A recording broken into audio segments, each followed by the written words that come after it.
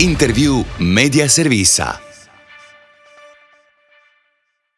Greetings to all of our listeners and viewers. Our guest in Interview of the Week of Media Service is Deputy Minister of Foreign Affairs and Director of EU Affairs of the Republic of Turkey, Faruk Kaymakcı.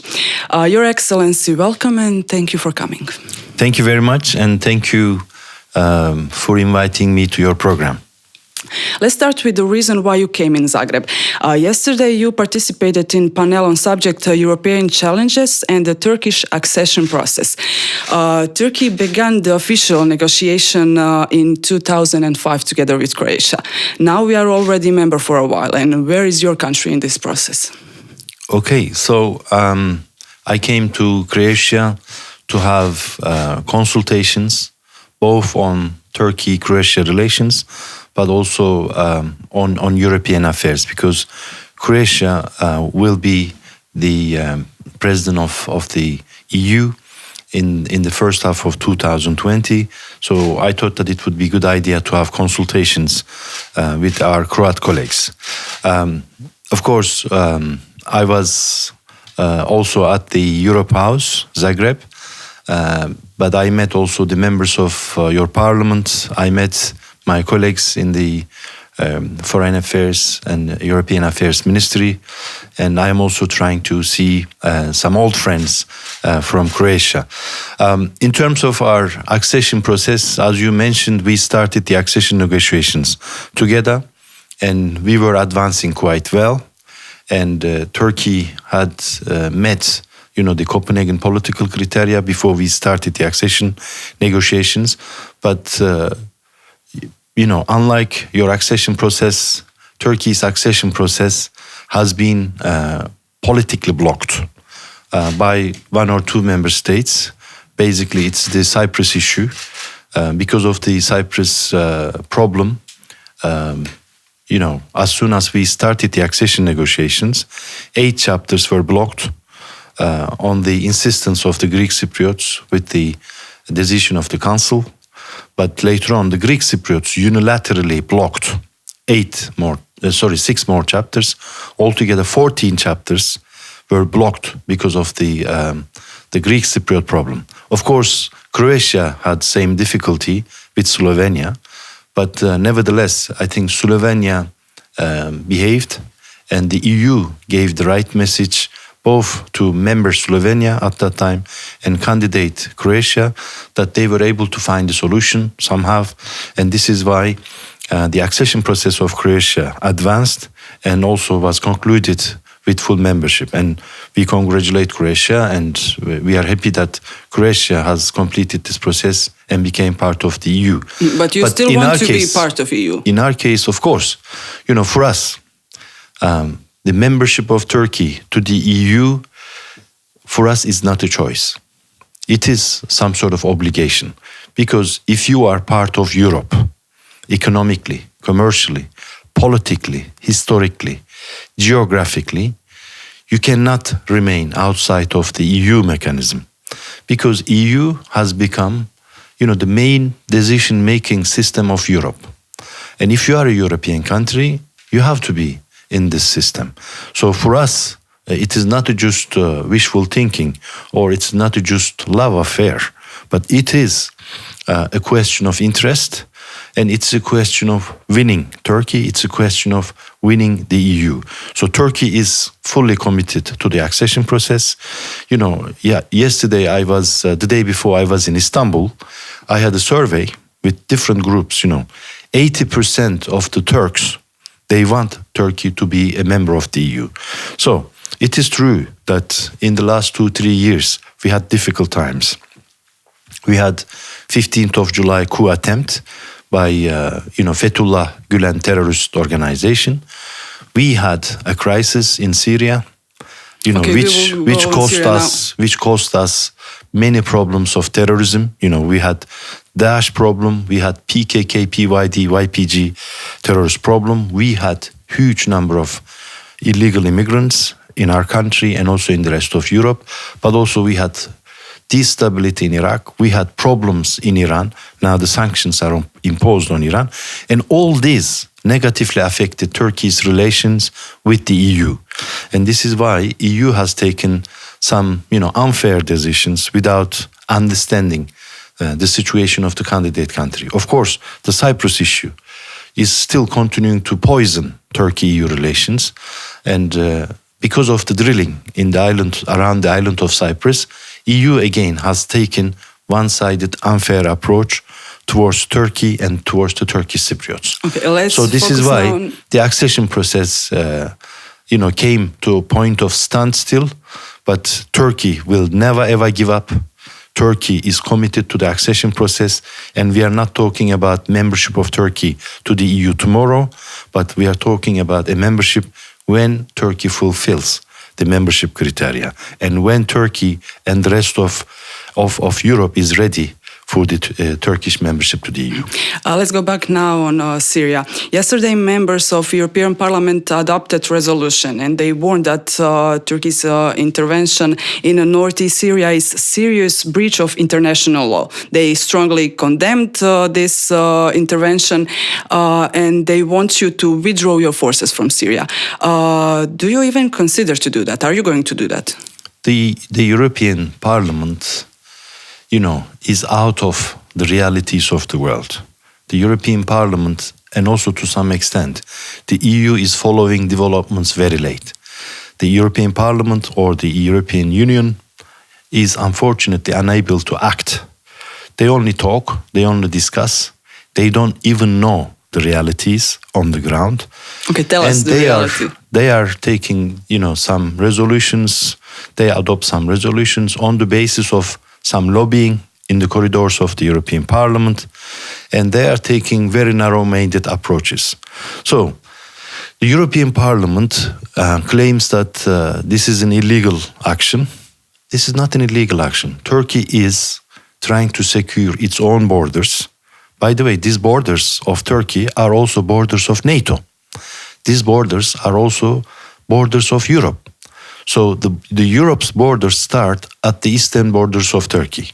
And unfortunately, in our border, we have Daesh, we have PYD-YPG, and especially the PYD-YPG killed hundreds of Turkish citizens and pushed and forced at least 300,000 Syrian Kurds from the area that we are trying to liberate, with this operation, towards Turkey. We have 300,000 Syrian Kurds who want to go back to their houses, but they cannot go back because of the PYD, YPG, PKK, control of the area.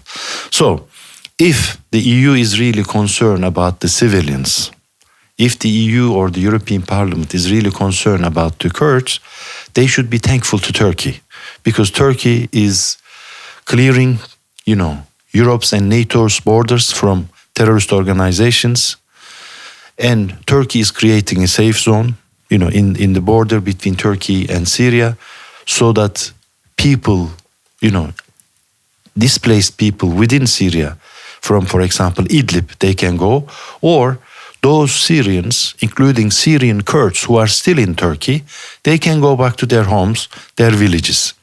But there are lots of civil casualties there. There are no civilian casualties. If you want to look for civilian casualties, you can look at Raqqa, you can look at Mosul, which was liberated by some coalition forces. Do you know how many people were massacred and killed, civilians in Mosul? Did you visit Mosul? Can you see a building standing in Mosul? Did you visit Raqqa, where thousands of innocent people were bombarded indiscriminately? But Turkish operation is taking place on the ground with the boots of the soldiers and with the Free Syrian Army. So we have people of these local towns, and this operation is conducted very carefully. The Turkish army has a lot of experience. We have been fighting against the PKK in towns, in cities. We have been also conducting two operations, the operations Euphrates Shield, the operations Olive Branch in western, Euphrates area, where there was no casualties, and there is no casualties now. Turkey is taking all the measures. Turkey is not joking. Turkey is not having a war against Kurds or against civilians. we are fighting against Daesh and PYD-YPG.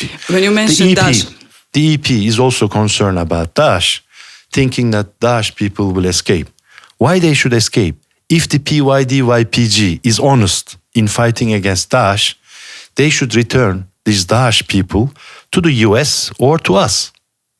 But what they do, what they did also in the past, they released Daesh terrorists so that Daesh terrorists attacked Turkish army in northern Syria. They did exactly the same thing now, but let's not forget the most of Daesh prisoners, Daesh detainees in northern Syria are not in our safe zone area. So you want to say that all of this is lies, actually?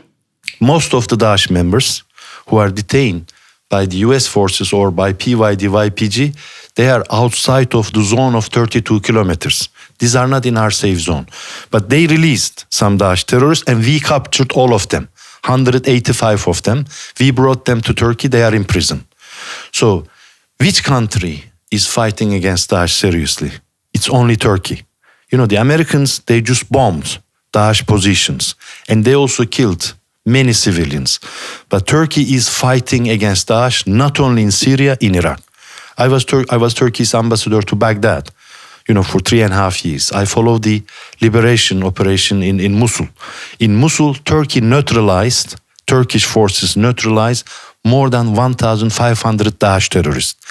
In 2 operations that we have had in Western Euphrates area, we neutralized more than 3,000 Daesh terrorists.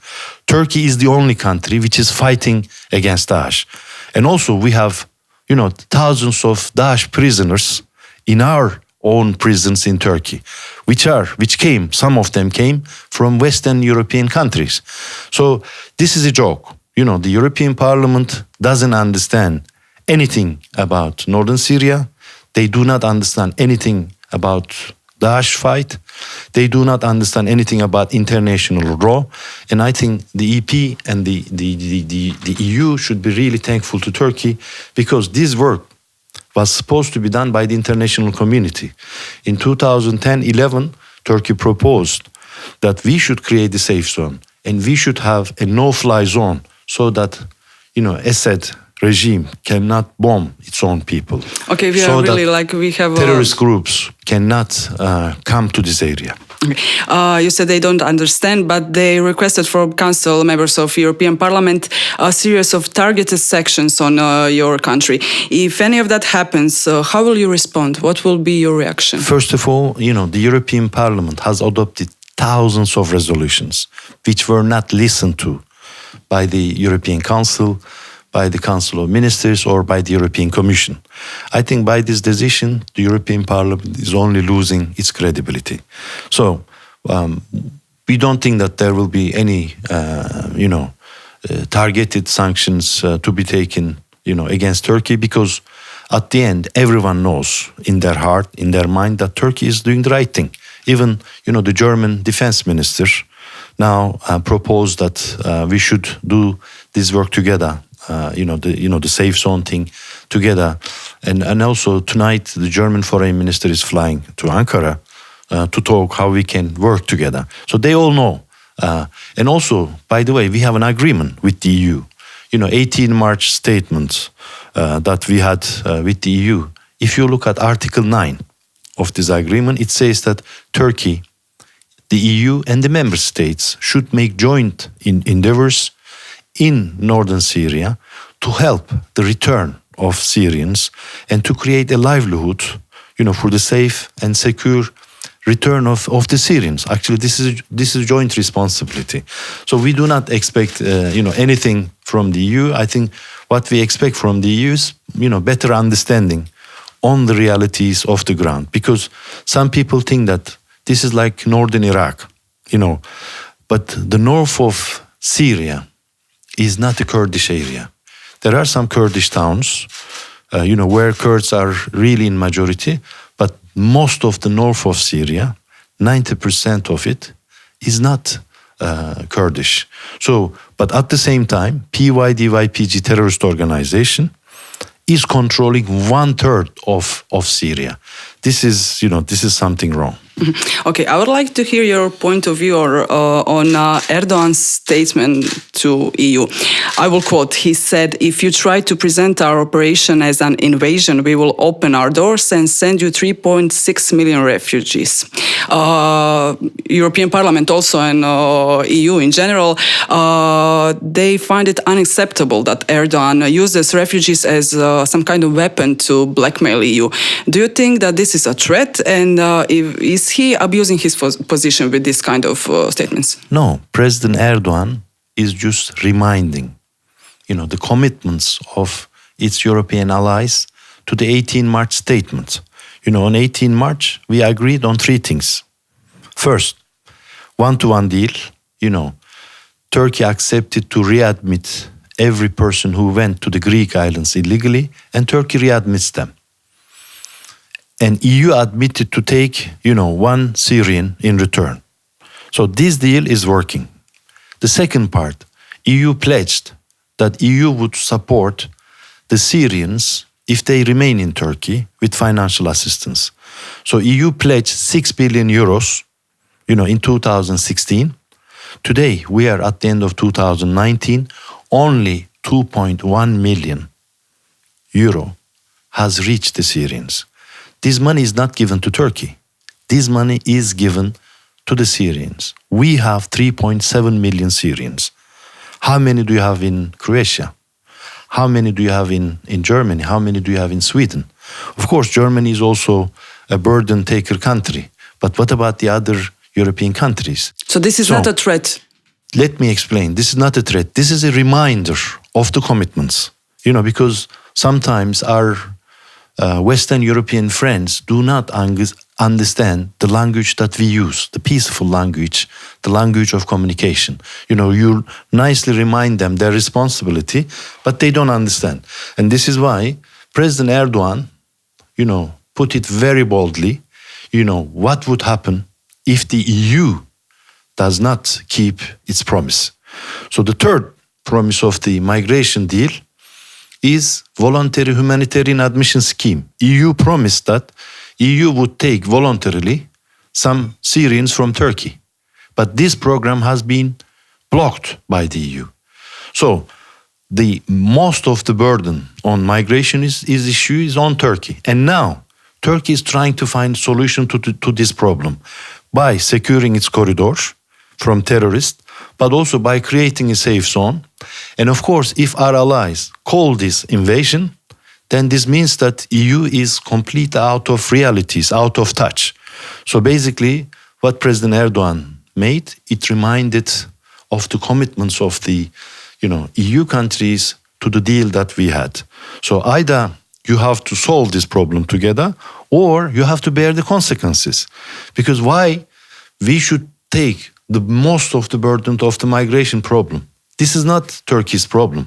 This is a common problem. This is a common challenge that we are facing in Europe. And these Syrians, most of them, they don't want to stay in Turkey.